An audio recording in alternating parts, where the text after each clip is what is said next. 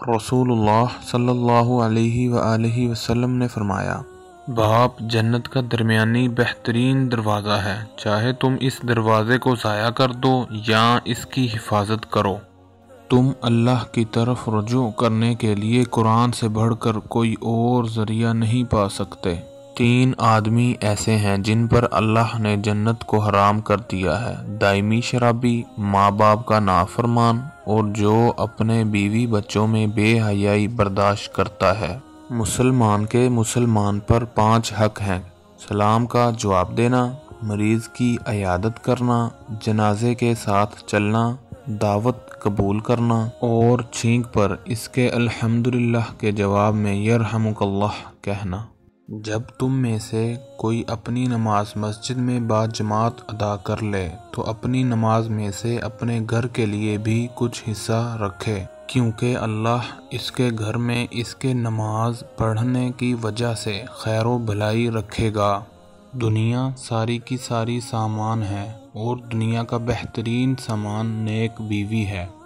جس نے عشاء جماعت سے پڑھی گویا اس نے آدھی رات تک قیام کیا، اور جس نے عشاء اور فجر دونوں جماعت سے پڑھیں اس نے گویا پوری رات قیام کیا۔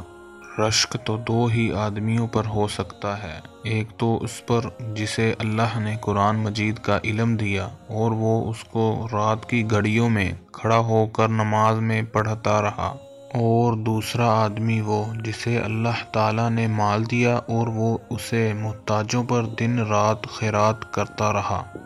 لا حول ولا قوت الا باللہ کثرت سے پڑھا کرو، کیونکہ وہ عرش کے خزانوں میں سے ایک خزانہ ہے۔ اگر تم گناہ کرو یہاں تک کہ تمہارے گناہ آسمان تک پہنچ جائیں، اگر تم توبہ کر لو اللہ تعالیٰ ضرور تمہاری توبہ قبول کرے گا۔ موت ڈرنے کی چیز ہے، لہٰذا جب تم جنازہ دیکھو تو کھڑے ہو جاؤ۔ جنت والے ہر جمعہ کے روز اللہ سے ملاقات کریں گے۔ تم قیامت کے دن اللہ کے نزدیک اس شخص کو بدترین پاؤ گے جو کچھ لوگوں کے سامنے ایک رخ سے جاتا ہے اور دوسروں کے سامنے دوسرے رخ سے جاتا ہے۔ تمہارا رب اپنے بندے کی اس بات سے خوش ہوتا ہے جب وہ کہتا ہے، اے اللہ میرے گناہ بخش دے، کیونکہ تیرے سوا کوئی اور ذات نہیں ہے جو گناہوں کو معاف کر سکے۔ تو جس چیز کو بھی اللہ تعالیٰ کے ڈر کی وجہ سے چھوڑے گا اللہ تعالیٰ تجھے اس سے بہتر عطا کرے گا۔ جس نے وضو کیا اور اچھا وضو کیا اس کے جسم سے اس کے گناہ نکل جائیں گے، یہاں تک کہ ناخنوں کے نیچے سے بھی نکل جائیں گے۔ جب نماز کے لیے بلایا جاتا ہے تو آسمان کے دروازے کھول دیے جاتے ہیں اور دعا قبول ہو جاتی ہے۔